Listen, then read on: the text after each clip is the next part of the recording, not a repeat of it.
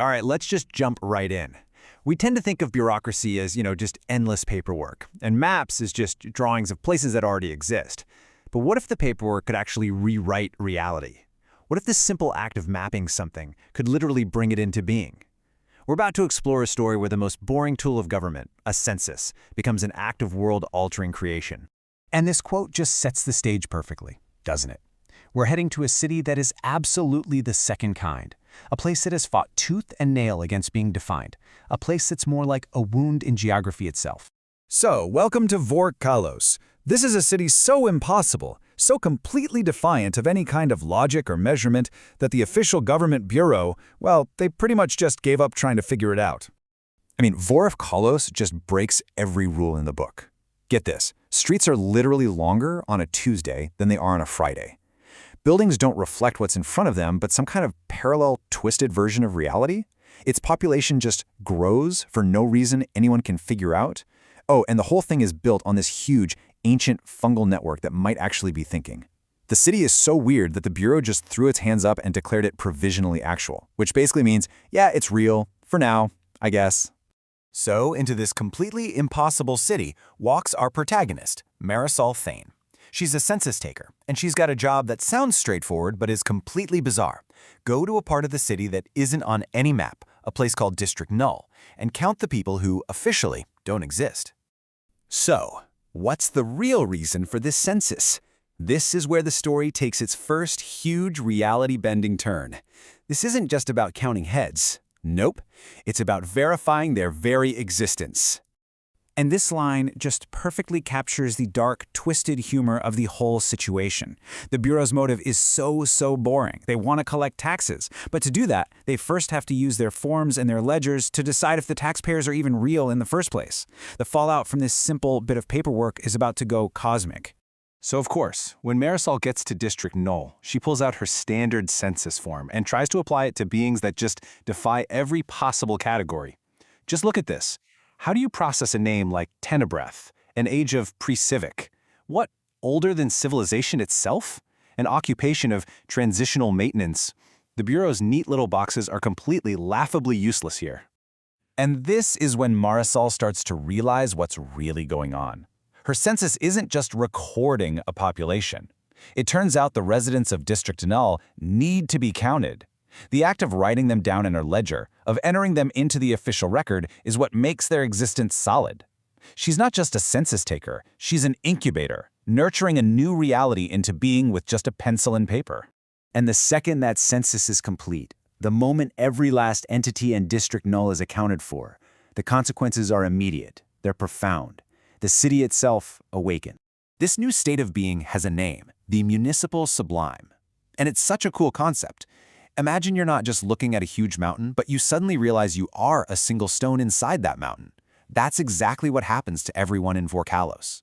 Their individual minds just dissolve into one single, massive, living city mind. And this isn't some abstract philosophical change. It affects every single part of daily life. A baker's yeast fundamentally alters its own DNA overnight. Factories just start running themselves. Paperwork in government offices starts filling itself out. The city's fuzzy, undefined borders suddenly snap into sharp, terrifyingly clear lines. And the most chilling part? The citizens aren't enslaved. They're not conquered. They're just edited. And that becomes the city's new truth, spoken by the awakened collective itself. It was never a thing of brick and mortar. It was always a living thing, an organism growing out of that fungal network. The census just gave it permission to finally wake up. But even a perfectly integrated system has its problems. Turns out there are two glitches in the code, two human beings who, for totally different reasons, stay exactly as they were. So let's meet our two anomalies. On one side, you've got Commissioner Halden Grath. He actively resists. He holds onto his sense of self and starts documenting this quiet apocalypse. The city, in turn, gives him a new job. He's now its memory. And on the other side, you have Kerreth Dole, a factory worker so hollowed out by his routine that there's just no self left for the city to absorb. So he becomes the city's boundary, the point where its consciousness just stops cold. And this leads to Grath's most horrifying realization.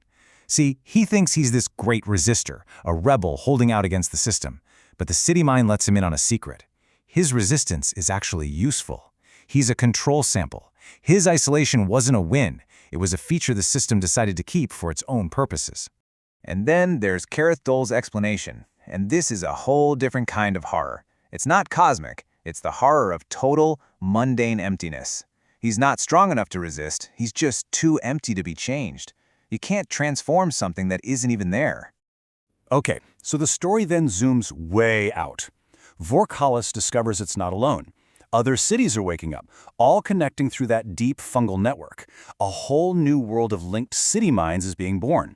But this new, godlike network is about to discover its own mortality.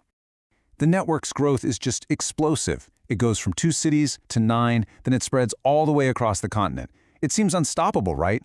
But then Kerreth Dole, the man who is literally a living border, does something nobody thought was possible. He walks right across the city's boundary, out into the unknown, and 17 days later, he comes back. And he wasn't empty-handed. He came back carrying the knowledge of something the network had never even really considered, an ending, a death. Out there, Kerreth found something truly terrifying, a city that had woken up, just like Vorrh-Kallos, and then it died. Its consciousness just blinked out. But the real horror is what's left behind. The whole population is still there, breathing, hearts beating, but with zero awareness, no mind. They're just mindless biological machines.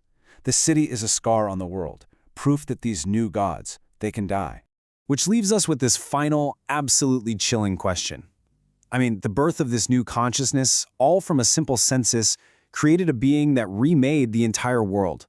But the discovery of its death introduces a new, ultimate terror. If a god can die, what does it fear? And what's left of reality when that god simply forgets how to exist?